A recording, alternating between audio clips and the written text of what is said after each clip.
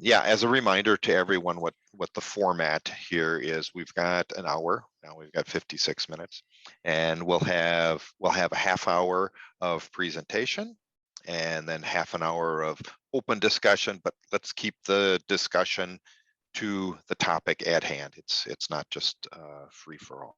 So we're very fortunate to have Mark Robinson again as our presenter, and Mark's had a lot of experience in district positions outside of District 35, so he brings a different perspective to our district, which I think is good and healthy. And his topic today is on setting the stage, meeting roles, and responsibilities. I'm really looking forward to Mark's presentation. Please take it away, Mark. Thank you. Thanks for the warm welcome. And I really appreciate being able to come back a second time to talk about another really important topic for Toastmasters. Setting the stage, meeting roles and responsibilities. It's really, really important. Many Toastmasters clubs have fun. Even in the age of COVID, we're still finding unique ways to fellowship with each other and have variety and to get together and really experience each other's company. Sometimes it's a special theme meeting. Sometimes it's a Halloween party. Online, everyone's dressing up in costumes, or they change their backgrounds for those of us who are still meeting in Zoom for Christmas. Just a few hours ago, earlier today, my Toastmasters Club here in Madison, a bunch of us got together and had a social event where we went to the Arboretum here and we just walked through the woods. And it was the first time for some of us meeting each other. We just hugged each other. We were so glad to meet for the first time face to face. And it was just a great experience. Now, these days with the advent of the internet, there are several ways that we can have fun. There are several ways that we can find variety and fellowship. All we have to do is just take our smartphone and go to TikTok or YouTube, and we can go ahead and entertain ourselves for hours. So why Toastmasters? What is the core competency? What is the special thing about Toastmasters? Our organization is unique in that we focus on building and developing leadership and communication skills in a supportive environment. And the real core competency of Toastmasters are the features, benefits, and value that we bring to every member, everyone who comes into the program. We don't just have fun and fellowship, but we also deliver on value because we're actually bringing something new and something valuable to every member.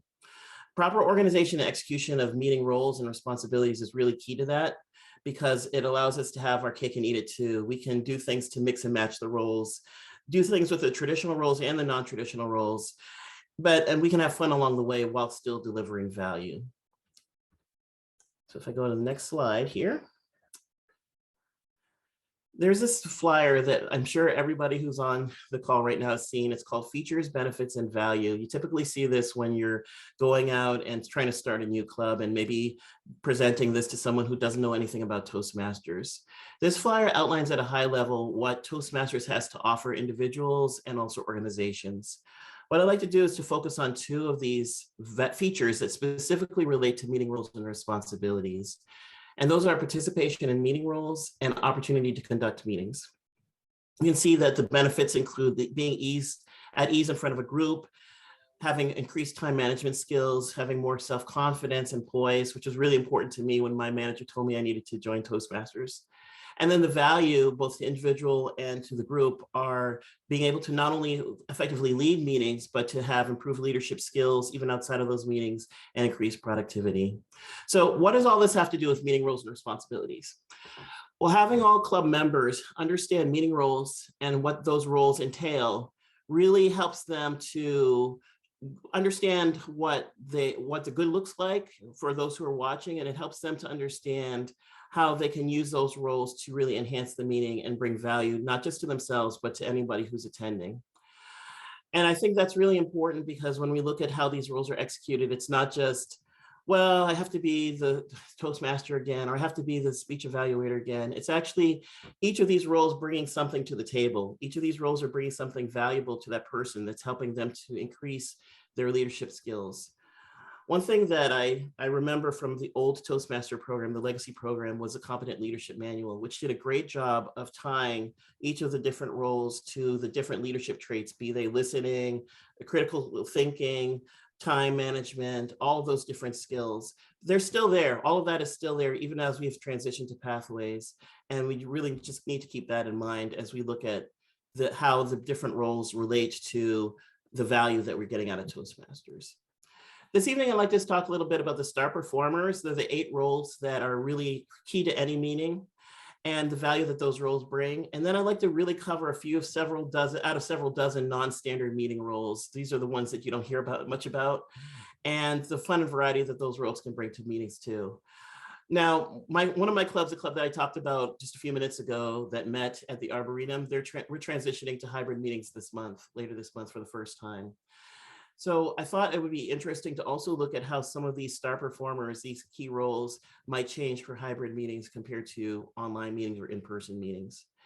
And then finally, if we have time in the few minutes we have, I'll look at one tool that clubs can use to ensure that the roles and responsibilities work in sync with each other during the meeting. And please keep any comments. If you have comments or questions, please keep a note of them so that we can have an interactive session, especially in the next half an hour after this.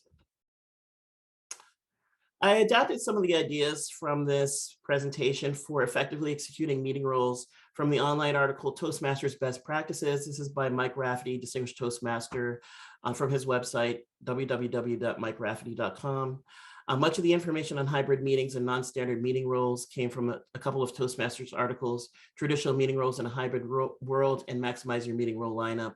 And also there's a video by Kate Wingrove called Successfully Filling Online Meeting Roles, which is really useful. I'd always also strongly encourage reading the article, A Toastmaster Wears Many Hats. This booklet is available as a free download from the Toastmasters Resource Library. It contains a plethora of useful tips for Toastmaster clubs on executing those roles.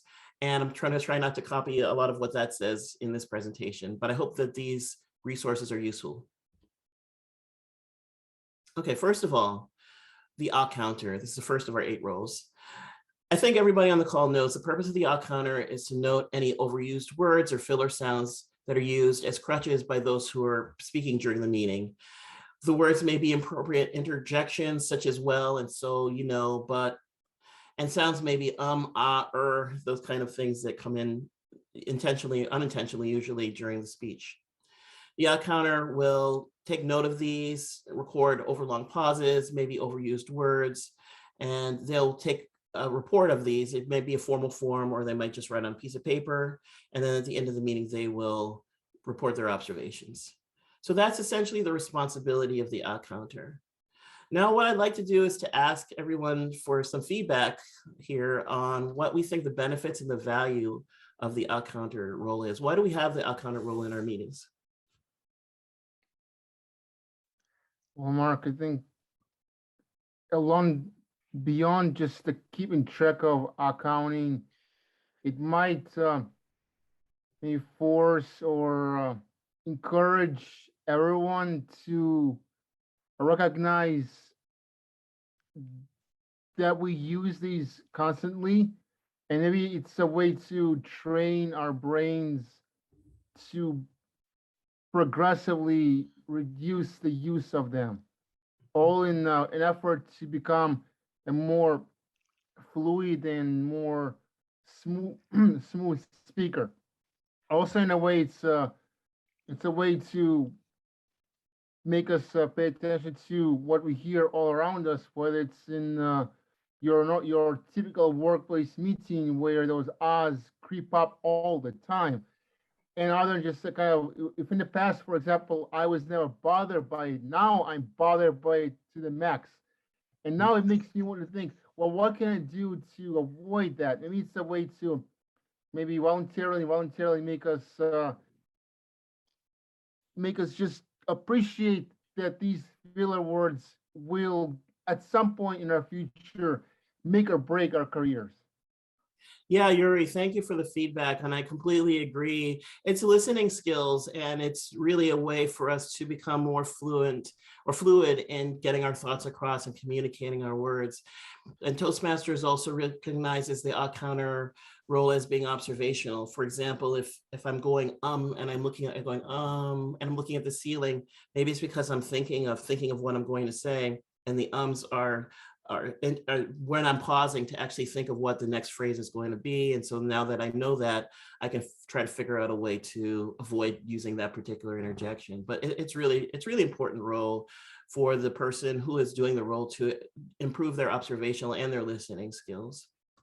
One thing that I would say in terms of tips and pointers that is actually recommended by Distinguished Toastmaster Mike Rafferty. He says, pay careful attention to the speaker's words and listen to not so much what they're saying, but not so much to the intent, but to listen to the actual words, because it's very easy to kind of not hear the filler words. And one thing that he's done, and I've done it in the past, is when I'm introducing the odd counter role, sometimes I will talk, you know, like Anna, and I'll start filling that in so people understand exactly what it is that I'm doing, and it also gets kind of a laugh. For hybrid meetings, this role doesn't really change. Whether the out counter is online or in person, it's the same kind of role. So this is one of those few roles that just doesn't have any change whether the group is meeting a hybrid in online or in person. Okay, next role, number 2, the grammarian. This is also called the word master. In some very erudite clubs, it's called the lexicologist. This grammarian role introduces new words to meeting participants, monitors language, notes incomplete sentences, grammatical mistakes, malapropisms, but also looks at really good uses of language. I like to listen for rhetoric. So if I hear the rule of 3, or if I hear onomatopoeia, like the bees buzzed through the field, and they use that, or if they use some kind of alliteration, for example, I usually report that in the grammarian role as well, and it makes people feel good that they're actually intentionally or not using rhetoric in their speech. The grammarian might introduce a word of the week that helps meeting participants increase their vocabulary. Displaying the word, usually if it's online meeting, either hybrid or fully online, they'll put it in the chat so that everybody can see the word. And noting who uses that word or any derivatives of it throughout the meeting, and reporting on that at the end of the meeting. Now that we've covered the responsibility of the grammarian, let's talk a little bit about the benefits. What are the benefits of having a grammarian in our meetings? I'll take myself an example. Yesterday, I attended a meeting, and I recall overusing the word interesting, and the grammarian suggested words like compelling or fascinating or, I don't know, enticing, something like that. And initially, a person might take that as not necessarily an insult, but more like maybe that might be somewhat feeling a little bit embarrassed. But as a person who moves through the years as a Toastmaster, they recognize that a word like enticing or fascinating or compelling is much more, I suppose, it will impress people than just say interesting. Because most people, when you speak in a group, if they're not in Toastmasters, they likely don't pay attention to that. But again, if we're all trying to prove ourselves, it should be like a self-recognition that just sticking with interesting, it becomes boring. And there's plenty of other words to use. Just think of thesaurus and all that, and look it up there. But I think compelling, for one, can be thrown in once in a while, and already compelling. That is much better sounding than interesting. That's funny, Yuri. That reminds me of a game I played of Pictionary with somebody, and every time she was describing a picture, she would go, "That's delicious. That's delicious." And then she kept using the word "that's delicious" to the point where we're like, what are you talking about? But yeah, being able to use your vocabulary in interesting ways, in different ways, I think is a really important role of the grammarian, to be able to point that out and to show through critical listening how you might be able to change the vocabulary in a way that might pull the audience in a little bit better. I think that the grammarian role is really important. And one of the things that can be done, this is a tips and pointers also, is to use an adjective or an adverb. Those are ideal because those are easier to work into everyday conversations. So the grammarian may want to think about using that. Words that are not too obscure, like those medieval words are probably ones that not to use. And I think we try to avoid those as well. Although I think if you look at some of the online programs, they'll still use words that are from the 12th century or something. Those are very difficult to work into regular conversation. We try to avoid that. For hybrid meetings, this role remains relatively unchanged. If the grammarian is in the room and is giving the word of the day, they may want to post it in the room.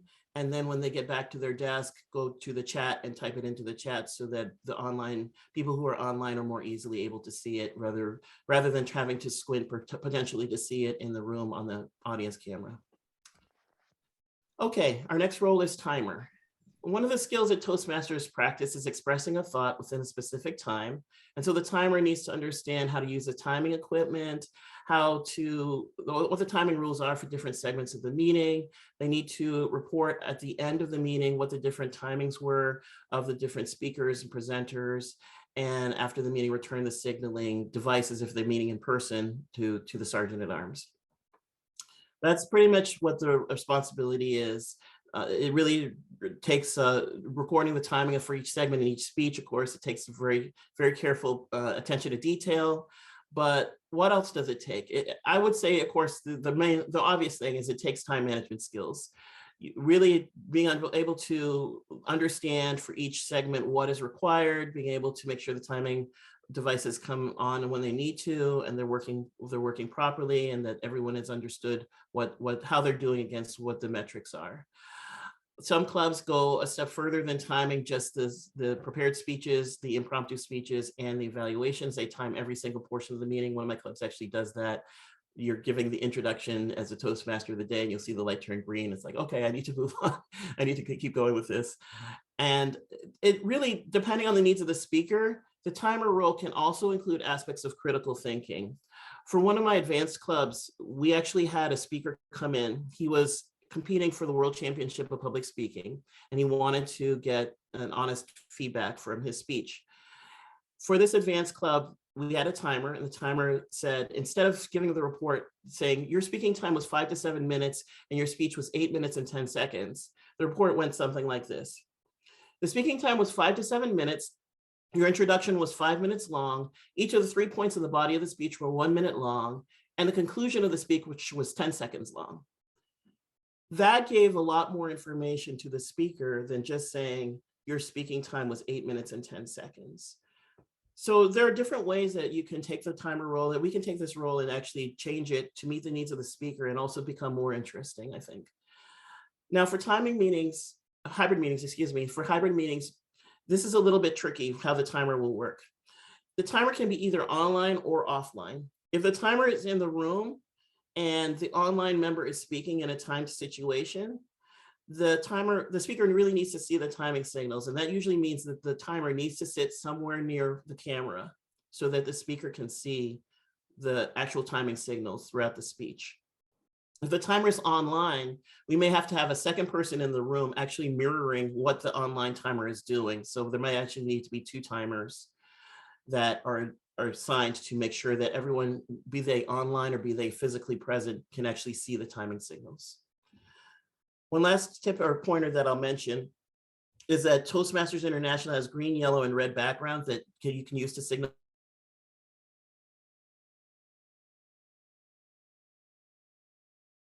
If you don't want to use that, or for example, the conferencing program doesn't support changing backgrounds that easily, even a green, yellow, and red PowerPoint slide being shared to everyone might serve the same purpose. All right, moving on, speech evaluator.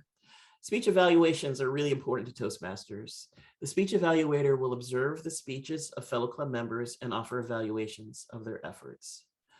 The speech evaluator is going to provide an objective verbal and written evaluation for the speakers, and of course offer praise, but also offer at least one area where they can improve and use that to continuously grow throughout their Toastmasters journey.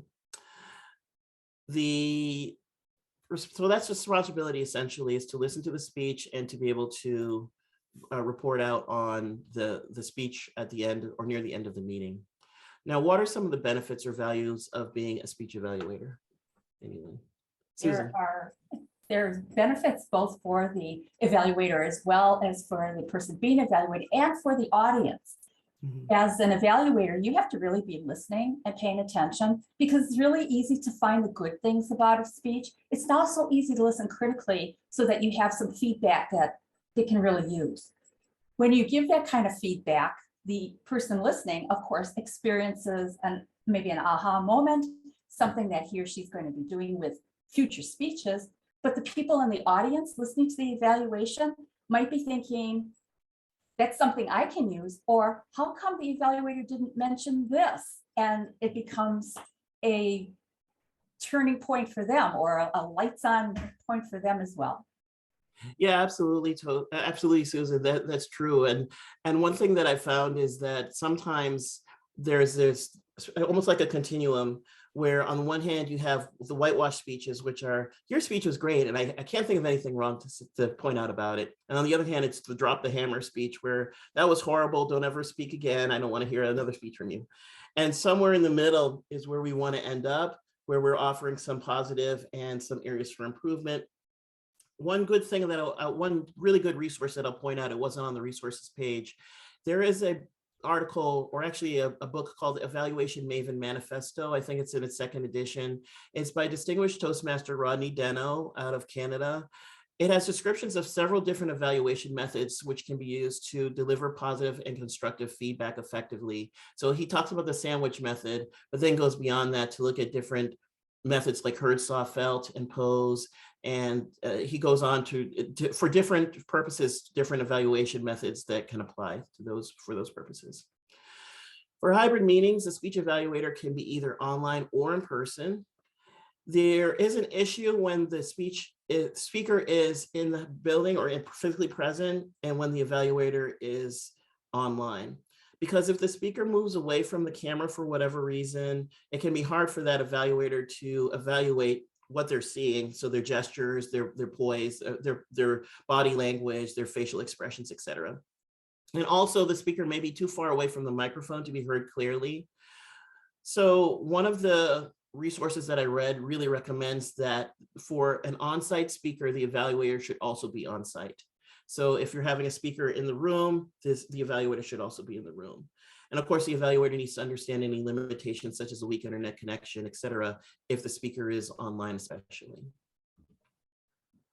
All right, keeping it moving here, Topics Master.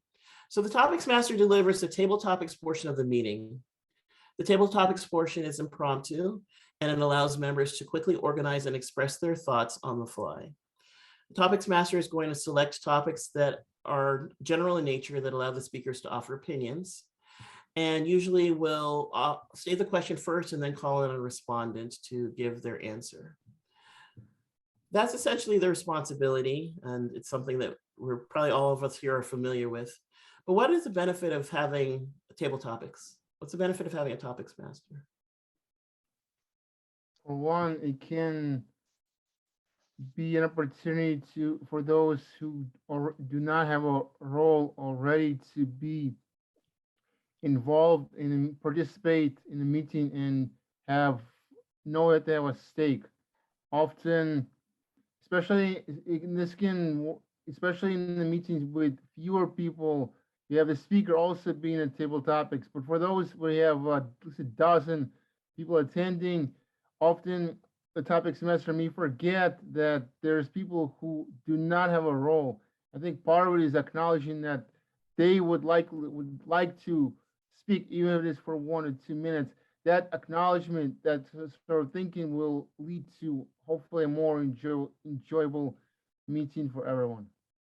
That's really true, Yuri. And I just thought of that too, and that it's really inclusive, because those people that have not participated, we're giving them the opportunity to speak as well. So it's teaching us to be more inclusive leaders, as well as teaching us organizational skills and time management skills and facilitation skills. If we are the Topics Master, all of those things are really important. And especially for some types of, oh, sorry, Tom, go ahead. I was just going to add that in our group, we try to use it as I'll call it a segue for people to ultimately get into where they're actually comfortable signing up for giving a speech.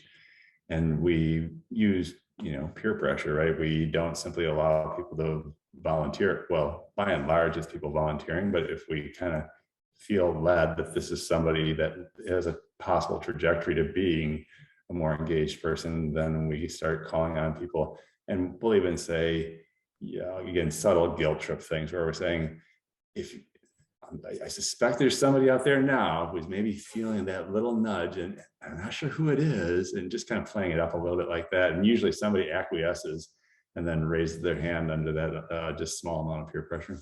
Yeah, that's great. And it's helping them to little by little, step by step, builds their self-confidence, which is a big part of Toastmasters. Sorry, go ahead, Susan. The Topics Master, the table topics, is also a really good way to learn more about the members and the guests who participate. Also, for the Topics Master, he or she can use the creativity that they have to go beyond just asking a question and calling on people or asking a series of questions. And if they get really, really creative and that becomes the norm at that club could become known for, you got to go there. You have to see what their table topics are. They always do something different. It's always fun. You should just go and visit and find out. You might get a new member. That's great. And I would love to be the club that people think the word goes out that this is a club for awesome table topics sessions. I think that would be excellent. Yeah, this is a great role, and for hybrid meetings, it's really very much the same as whether it's online or in person. The Topics Master can be in either location, and really can hopefully alternate between having those table topic speakers speaking online and those speakers that are speaking in the room, so that everybody gets a chance to participate. Okay, just a couple more really quickly. The Toastmaster of the day, the director and host, they're the ones that run the meeting. They introduce the speakers, their speech topics. They ensure smooth transitions between speakers during the club meeting. And usually they sit in front of the room so that they don't introduce a delay between the speakers. They're really making sure that they're keeping everything is moving smoothly throughout the meeting. Benefits and value: taking on this role improves organization, time management, and public speaking skills. And it's really important. I think it's great to do, because it also builds your confidence. Hey, I can run a meeting. I can run this whole thing from beginning to end. And for me, it's been a really great way to improve my feelings about my adequacy in front of a group, being able to lead a group. The Toastmaster of the day for hybrid meetings should arrive a few minutes early to make sure the technology is working properly, and also to really understand which aspects of the meeting will be online and which ones will be done in person. So who's going to be speaking online, who's going to be speaking in person, who's going to be evaluating online versus in person, etc. And then the general evaluator. The general evaluator evaluates everything that takes place throughout the whole meeting. They conduct the last portion of the meeting, the evaluation portion. They're responsible for an evaluation team, which consists of grammarian, timer, the speech evaluators, and the counter. They are making sure that all of those roles get a chance to report out at the end of the meeting. And as well, they give a report on the overall meeting at the end. Taking on this role improves critical thinking, organization, time management, motivational and team building skills. It's very valuable for that. And just as a tip and a pointer for this role, the general evaluator should be able to have the timer and grammarian and other people on their team explain their roles at the beginning of the meeting. Some clubs do that. And at the end, they will, of course, introduce them again for their reports. The general evaluator should evaluate both aspects of the meeting for hybrid meetings, both the online experience and the in-person experience if possible. And that will really improve on hybrid meeting quality. It's really good to be able to have somebody who can split their attention and be able to do that in a hybrid meeting, I think, as I'm sure my club will find out as we move to hybrid meetings this month, as I mentioned. Okay, lastly, prepared speaker. The prepared speaker presents a speech to give during the meeting from the Pathways Educational Program.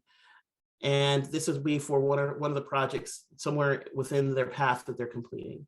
The speaker will prepare that speech prior to the meeting, they'll rehearse it, and then they'll present it during the meeting. They need to make sure that the microphone, the lighting, their internet connection, et cetera, is working properly, depending on where they're located. And they need to make sure that their speech has an evaluation that is from the Pathways program and that they have both a written and a verbal evaluation. One of my friends used to say, she used to carry around a slew of manuals with her before the manuals went away with Pathways. And she used to say there are no free speeches in Toastmasters, meaning that every speech is an opportunity for her to gather useful and constructive feedback, and she didn't lose out on any opportunity for that.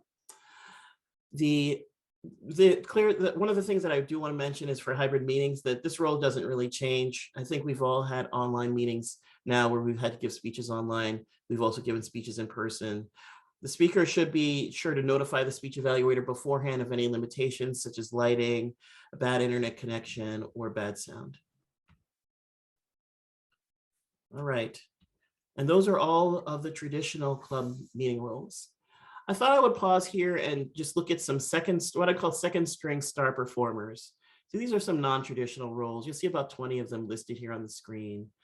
We are running low on time, so I'm not going to cover all of these, but I will highlight a couple of them that I think are really important.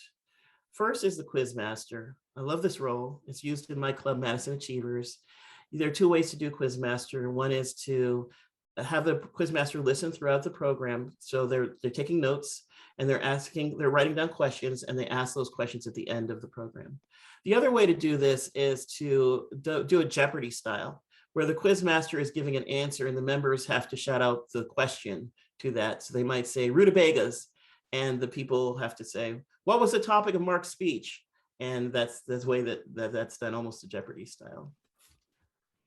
One other one is the thought of the day. I love the thought of the day because it's really a flexible one, and it's really unique. Sometimes the sergeant at arms will do this for the club, but quite often in some clubs, such as one of my clubs, it's not the sergeant at arms, it's one of the members giving a thought that's usually related to the meeting theme of the day.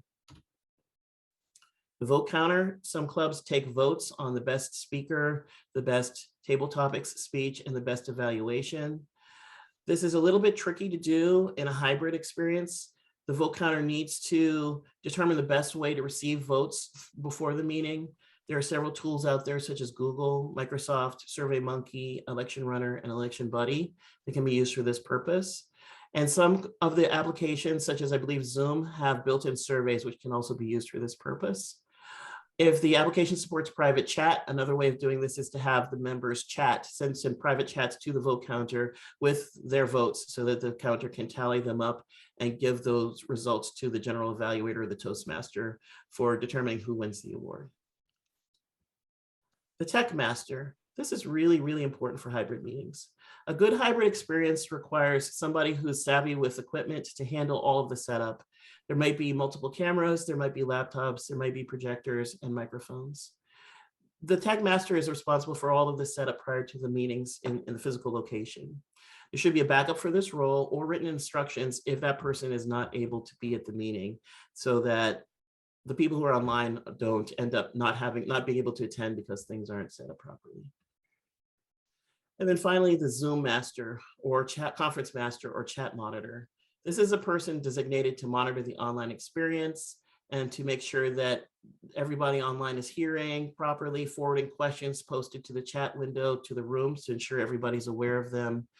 This role should really be physically in the room. So for a hybrid meeting, this particular role should be physically located in the room.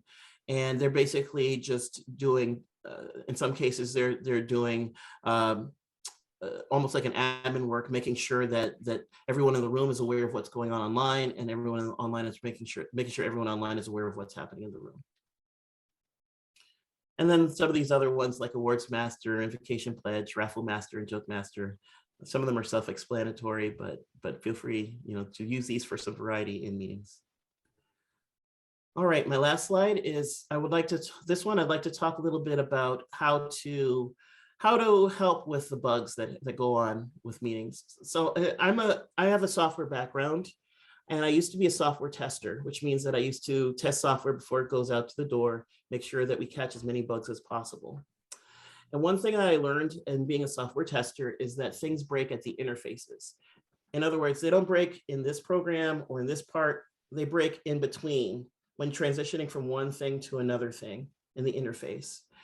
And that applies to Toastmasters meetings as well. A lot of times things break in the handoffs where a lectern is left empty and people are wondering who's supposed to speak next and trying to figure all of that out.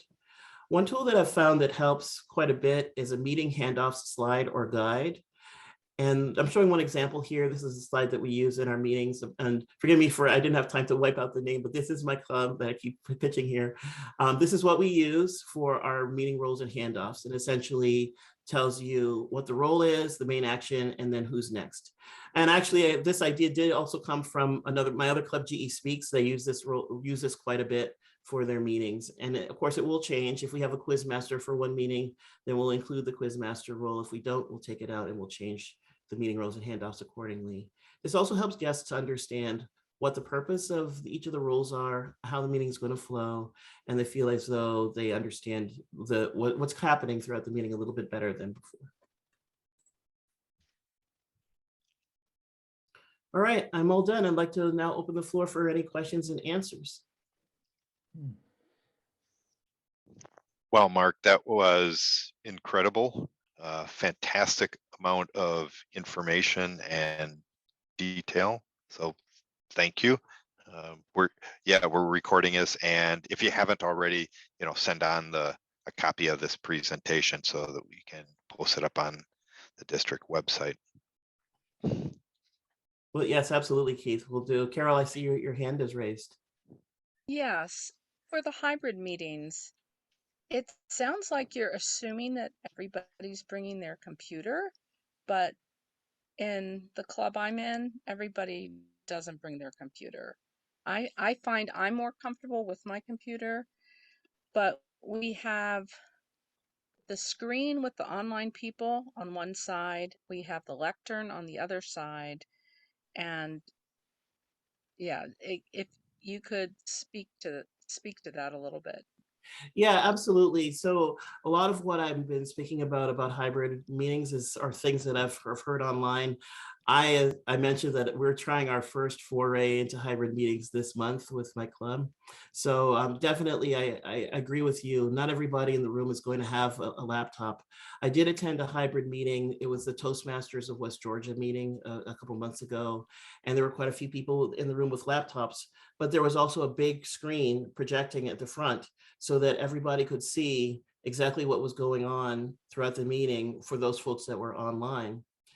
That screen also enabled everybody in the room to see if somebody had their hand raised, if somebody was speaking, you could actually spotlight the speaker, and then that person's picture would appear on the screen so that you could actually almost act as though they were right in the room with you. So I definitely agree. It's not practical for everybody in the room to have a laptop and to be able to look at that throughout the meeting. It should be as organic as possible. I think the other problem is possibly leaving the lectern empty, which we don't do in an in-person meeting. And the other thing I've seen is if you're at your computer and someone is just given a report online, you can hear them clearly, but it's your turn to give a report and you're sitting in front of your computer. You start speaking and no, you need to go to the lectern because that's where the microphone is. Mm-hmm. It's just those things to help it run smoothly. Yeah, absolutely. It's definitely a lot more challenging than either all in person or all online. Robert, I see your hand is raised as well. Yeah, I was just gonna say, especially with membership being low, in a lot of clubs, we had some challenges where we only had a few seasoned members, and we were able to bring in some new people, and woohoo! But you gotta diversify these meeting roles, and I've discovered that for a lot of people, certain roles like Toastmaster and General Evaluator, if you just write out a script for them that you can follow this for our meeting. This is the handoffs and even suggested language, and please feel free to ad lib around it. We were able to get people doing Toastmaster and GE like their third meeting as members, and just having that in front of them gave them the confidence to get up there, and then eventually they developed their own style. But a lot of the challenge with putting together meetings in low membership clubs is getting people in those roles that traditionally require more experience. And I know that where is she? Chris Poole. She's a member of a club called Cream City Communicators. They have a lot of different things that you can, like, almost like forms for doing a grammarian report. You know, this is what you're paying attention to, and you can just tally mark it. So if you're struggling with onboarding new people, sometimes that stuff hampers existing speakers, but sometimes it's really useful for brand new members who are just not confident in taking the roles. I love that suggestion. I love all those suggestions. And I'm actually going to probably adopt a few of them, because I've had folks say, I would love to be the quiz master, but what does a quiz master do? I don't know if I have enough experience to do that. And I say, well, all you need to do is listen, and at the end, ask people questions. And then they go, okay, but if I had a script, I could just hand it to them and they could say, oh, this is easy, or just a few paragraphs. I could say with some lines on it on a sheet, perhaps, or an online form. They could just start filling that in and go, okay, well, I can do that. I can do that now. So yeah, that's a great point. It's a great feedback. Thank you. So I have a question about some of these non-traditional roles that we have. I'm going to go back one slide, actually, a couple of slides. Non-traditional club meeting roles. How many of you have clubs that are actually using one or more of these, and how has that worked out for you? Oh, yeah. Okay, I see some hands, Jason. I see Carol's hand. Carol, I can't tell if you had your hand up before. Okay, Jason, go ahead. Go ahead, Jason. Yeah, one of my primary club has always had vote counter. It's something because I'm a charter member, it's something our mentors taught us, was part of our meetings, and it's something we've always done. I think what's interesting is how we adapted it when we moved to online.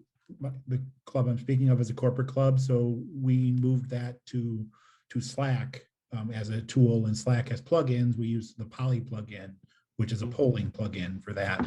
And that club is about to start hybrid meetings. So we're having a conversation of how we're going to do that, because we actually keep track of all of the winners. And at the end of the year, awards based on who was the overall top table topics person, overall best evaluator, and overall best speaker.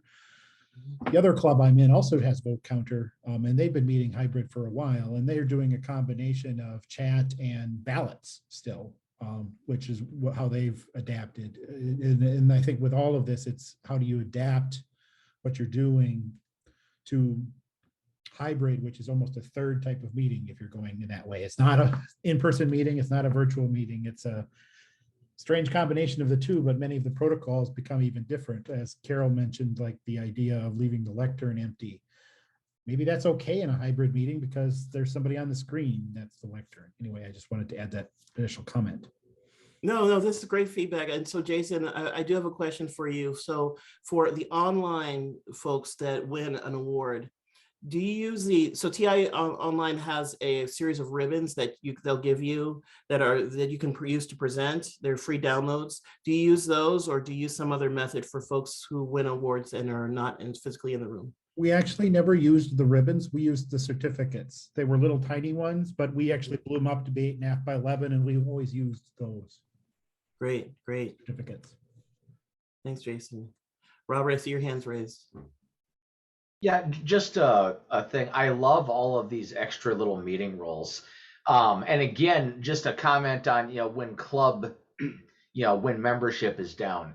Some of these extra roles just add stress to the meeting, but they do add fun and levity. So for instance, I was in a club that we always did ribbons. This was in person. And when our membership started dropping, we didn't have a separate vote counter. We just said, well, the Toastmaster sits down when the general evaluator stands up. So the Toastmaster can just have the pile of, ballots or whatever for best whatever, and they can do the counting. Or even the joke master. We really liked there being a joke to open up the meeting. But it just, again, it's one more thing you got to get somebody to do. And we found out not assigning it just wasn't happening. So we just made it part of our Toastmaster script that, hey, the Toastmaster should just come up with a quick little joke just to kind of lighten things up. Because we find that the speakers had better reception that way.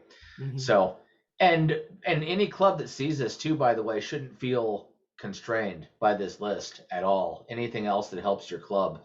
We have a club in District 35 named DJAB, and they're an adult humor club, and they have a vulgarian who counts uses of profanity during the meeting. Mhm. So it's surreal, but yeah, just these are fun add-ons, but don't let them bog you down. I guess Yeah, is my thought. absolutely. And I remember the Vulgarian. I ran into one of the members from that club, and he shared that with me. Yeah, and there are even creative ways to use the more traditional roles. For one of my advanced clubs, we actually have 6 evaluations for every speech. And people are like, what? 6 evaluations? How does that work? Well, you have one evaluation that's focusing on what they heard, one focusing on what they saw, one focusing on what they felt. So they're all giving verbal. And then there's one person who's assigned to wrap up all of those different verbal evaluations into one. So that's 4. There's a written evaluation, and then there's an open round robin at the end for people to give feedback. It works for that club because that club's an advanced club, and everybody there wants to get extremely great feedback, especially see things where people who are working on a speech where they're working on vocal variety, they really want that person, that what I heard. And so the what I heard person takes more preference or precedence. So it definitely does. It definitely varies from club to club, but I love the Vulgarian. I don't know how that would work at my club, but I'll think about it. Keith, I see your hands raised. Yeah, the Vulgarian's probably not for everyone. Of the non-traditional roles that you've got listed here, I would say the Joke Master is the one I've seen most often in my years, and I think it's been already mentioned. Great way to open a meeting and break the ice, get everybody into it. And the other one is invocation and pledge. Although I will say I have, in my 25 years, I've seen that one kind of fall out of favor. It was, early on in my Toastmaster career, that was almost everywhere, and now it's not so much. And I don't know if it's just kind of the sign of the times or just what. But I mean, my original home club has done away with the pledge because we've had over the years more and more people who are not originally from the United States, not a U.S. citizen, or just feel uncomfortable pledging, and so I've seen. So we don't do that anymore. We've actually changed our bylaws to remove that. And I mean, my personal opinion is I'm sad to see it go, but I'm sensitive to other people's feelings on that. So, but those are the 2 I've seen used most often. Not to mention the other DJAB ones, but we don't need to get into that. Yeah, absolutely. And I've seen, and in fact, one of my clubs, again, GE Speaks, we read the Toastmaster Club mission at the beginning. Instead of reading the invocation and pledge, we'll say the mission of a Toastmasters Club is to provide a positive and supportive environment. And we'll read that at the beginning. And it kind of gets everybody grounded and present. When they hear that, they know I'm in the meeting. So it's definitely something that each club does differently, how they open the meeting. Jason, I see your hands raised. I'm just curious about the watcher role and the mystery greeter role. Do you know more about those, Mark, or how they work? Yeah, absolutely. The watcher is watching to see who is paying attention throughout the meeting. This might especially work well for online meetings where you can see everyone and you can see whether their video is turned on or off, etc. The watcher is going to report at the end of the meeting of how well people are paying attention. The mystery greeter is doing something similar. They're focusing on how open and friendly the club is. So they're actually looking at how people greeted the guests, where the guests asked to provide comments at the beginning of the meeting, where they asked at the end of the meeting for their thoughts, how well they enjoyed the meeting. So the mystery greeter is actually giving that kind of feedback to the rest of the club as a way of helping the club improve how they handle the guests and how they make them feel comfortable. Mark, what is a path master? Pathmaster, that's an interesting one. The Pathmaster is actually someone who is well-versed in pathways. and there's somebody, they know all 11 paths, and they're actually reporting out on the goals and objectives of the path. There might be someone who's presenting from engaging humor, for example. That's the most recent path. And no one knows what engaging humor is about. The path master's responsibility is to talk about that particular path and what the person is, what the requirements of that path are that that person is on. So that's a new one to me too. I hadn't heard about that one until I started researching it. Chris. Yes, when we were meeting pre-COVID at Cream City, on our agenda, we actually added in the roles of door greeter. So we would have an assigned person who would always be standing at the door to welcome guests and members as they came in. And especially if we knew ahead of time if we were going to be having quite a few guests, that person would actually assign our members to make sure that they were spread out throughout the room, and then assign a guest to sit with a specific person. So not all guests were by themselves. And then we would kind of have a backup, second or third door greeter if that first one was busy. So that always worked out pretty nice.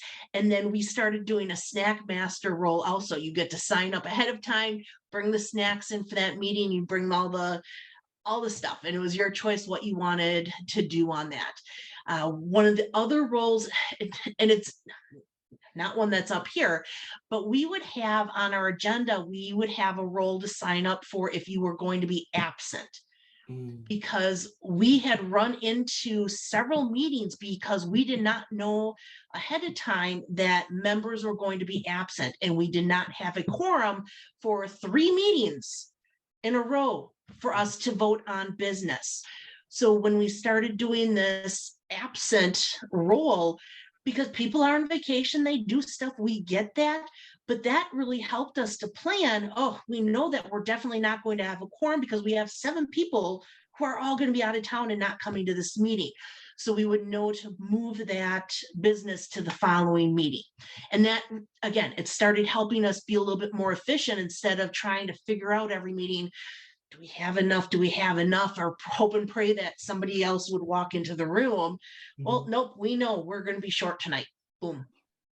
I love, Chris, I love what you said about the door greeter, because it seems to me as similar to the mystery greeter, but it's more proactive rather than reactive. The mystery greeter is saying after the fact, well, we didn't do such a great job of greeting guests, but you actually have a role specifically there to make sure that guests, from the moment they set foot in that room or join the Zoom meeting or whatever, that they're taken care of. I think that's excellent.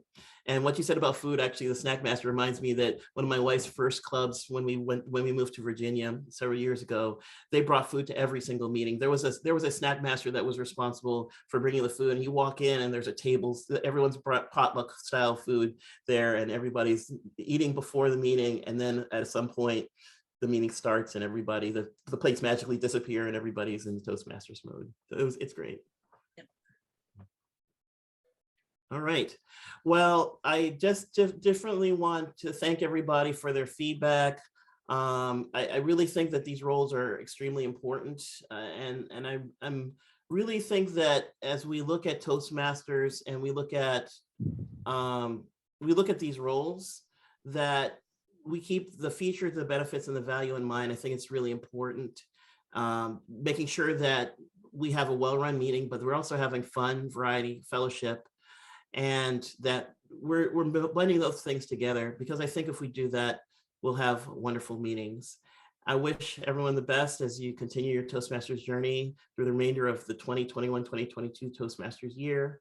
And thank you again for the opportunity to speak, and I'll now turn control back over to Keith. Right. Thanks again, Mark. I'm a little disappointed, of course, that our attendance is so low tonight. I'm going to make a special point of reminding everyone that this presentation will be available, both recorded and the PowerPoint, because I think there's a lot of value in tonight's session, and it's fantastic. Every time we do one of these, I feel like we're getting better and better, and we'll see what next Toastmaster year brings. I'd love to have the opportunity to expand on this and maybe even incorporated into other areas of the Toastmaster experience in the year. So subject to our district leadership decisions for next year. So thanks again. Hope everyone has a good evening.